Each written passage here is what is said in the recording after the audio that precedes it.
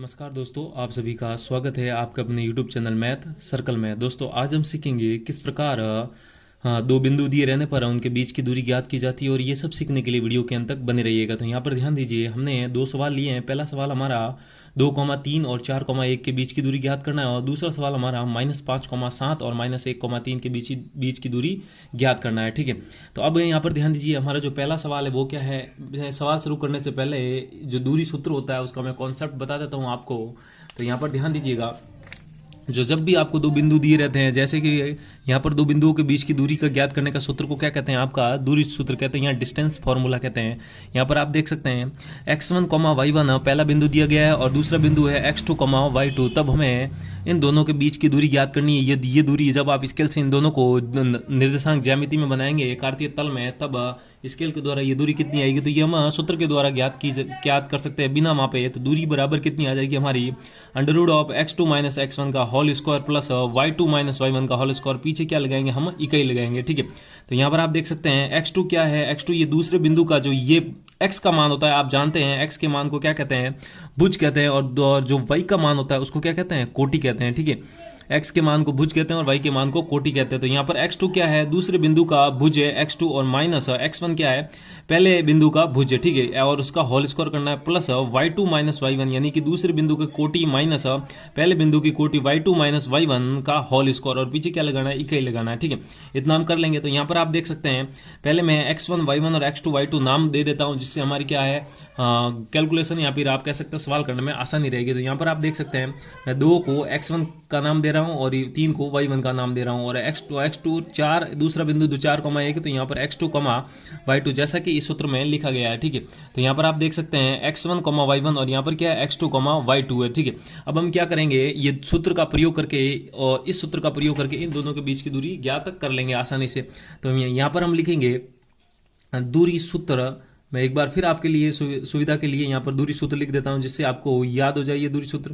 तो यहाँ पर लिखेंगे दूरी सूत्र, और दूरी सूत्र क्या होता है, √(x2 - x1) का whole square plus y2 - y1 का होल स्क्वायर, और पीछे हमेशा क्या लगानी, इकाई लगानी है। ठीक है, कोई यूनिट नहीं है तो आप सीधा इकाई नाम लिख सकते हैं। ठीक है, यहाँ पर आप देख सकते हैं इस सूत्र के अंदर हम यहाँ पर लिख लेंगे दूरी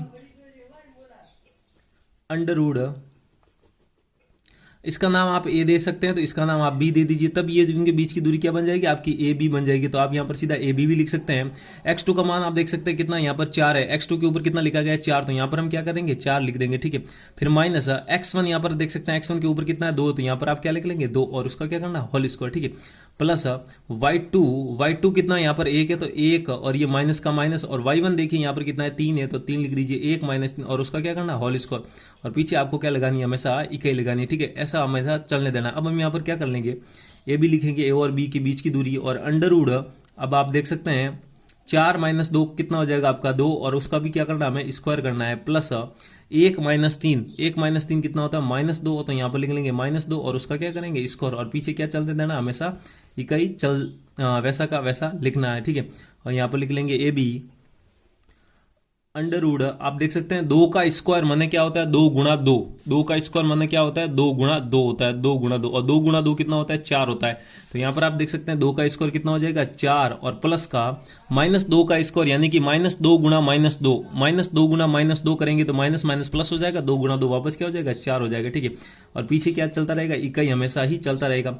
तो यहाँ पर आप देख सकते हैं, यहाँ से जो दूरी आई इन दोनों बीच की दूरी वो कितनी आ जाएगी ए बी, और 4 और 4 कितना हो जाएगा 8 हो जाएगा। तो यहाँ पर लिख सकते हैं √8, और देखिए 8 को मैं क्या लिख सकता हूँ, अंदर की तरफ 4 गुणा 2 लिख सकता हूँ, तो 4 वर्गमूल का होगा तो 2 बार आ जाएगा, तो √8 को मैं ऐसा भी लिख सकता हूँ 2 √2, और पीछे हम क्या लगा लेंगे, इकाई लगा लेंगे। ठीक है, तो यहाँ पर आप देख सकते हैं इन दोनों बिंदुओं के बीच की दूरी ए और बी के बीच की दूरी कितनी आ गई 2 √2, और यही हमारा यहाँ पर क्या हो जाएगा, आंसर हो जाएगा। तो उम्मीद है किस प्रकार मैंने इन दोनों बिंदुओं के बीच की दूरी ज्ञात की, आपको समझ में आया तो वीडियो को लाइक कीजिए, और अभी तक चैनल को सब्सक्राइब नहीं किया है तो वीडियो को नीचे जो लाल बटन है उसको दबाइए, और उसके पास वाली घंटी भी दबाइए, ताकि ऐसी बेसिक वीडियो आपके साथ नोटिफिकेशन में आ सके। अब यहाँ पर आप देख सकते हैं हमारे पास अब हमारा दूसरा सवाल क्या है, -5,7 और -1,3 है। बिल्कुल ऐसा का ऐसा ही इसी सवाल को करेंगे। हमारे पास दूरी सूत्र वगैरह सब लिखे गए हैं, तो आप देख सकते हैं -5,7 और -1,3 के बीच की दूरी निकालनी है। दूरी सूत्र मैंने आपके सामने लिखा हुआ आपकी सुविधा के लिए, तो उसके लिए मैंने देखिए x1, y1 और x2, y2 लिख दिए। अब यहाँ पर हम सीधा दूरी सूत्र लिखेंगे। दूरी सूत्र में बार बार इसलिए लिख रहा हूँ क्योंकि आपको ये सूत्र याद हो जाए। दूरी लिखना है, दूसरी नहीं, दूरी लिखना है।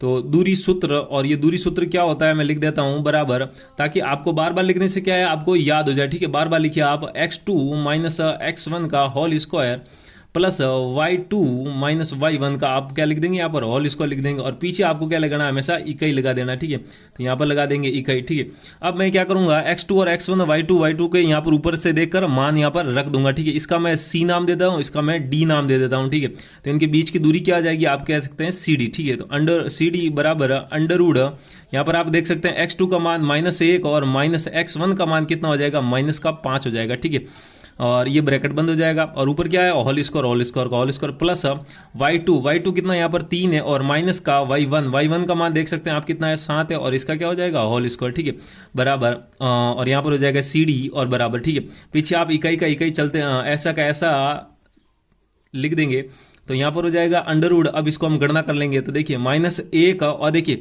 कोष्टक के कोष्टक का मतलब अपने आप में गुणा होता है, तो ये माइनस गुणा माइनस क्या हो जाएगा आपका प्लस हो जाएगा, और यहां पर हो जाएगा प्लस का 5 का होल स्क्वायर प्लस 3 - 7 कितना हो जाएगा -4, और इसका क्या कर लेंगे यहाँ पर होल स्क्वायर, और पीछे क्या लगा देंगे इकाई का इकाई लगा देंगे। ठीक है, अब हम क्या करेंगे वैसा का वैसा चलने देंगे। यहाँ पर हो जाएगा cd और बराबर अंडर रूड, अब देख सकते हैं -1 + 5, -1 + 5 कितना हो जाएगा आपका प्लस का 4, और इसका क्या कर लेंगे स्क्वायर प्लस, और ये -4 का होल स्क्वायर वैसा का वैसा लिख दीजिए, एक साथ ही हम स्क्वायर कर देंगे, और यहाँ पर पीछे क्या लिख देंगे इकाई लिख देंगे। ठीक है, अब यहाँ पर आप देख सकते हैं, तो यहाँ पर हो जाएगा cd बराबर अंडर रूड, और 4 का वर्ग कितना होता है यहाँ पर 4 का वर्ग 16 होता है, 4 का वर्ग यानी कि 4 × 4, और वो होता है 16 प्लस -4 का वर्ग यानी कि -4 × -4 -4 × -4 वो भी कितना हो जाएगा 16 आ जाएगा, बराबर अंडर रूड 16 + 16 कितना हो जाएगा आपका 32 हो जाएगा। तो यहाँ पर लिख देंगे आपका अंडर रूड 32 इकाई। तो आप अगर ये भी लिखते हैं तो भी आंसर सही माना जाएगा,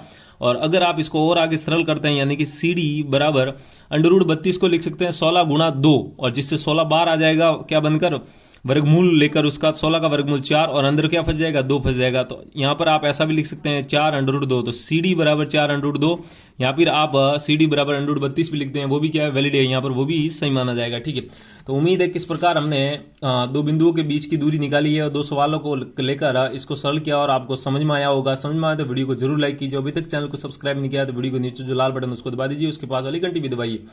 तो जल्दी मिलते हैं हम एक और ऐसे ही बेसिक वीडियो के साथ, तब तक के लिए जय हिंद।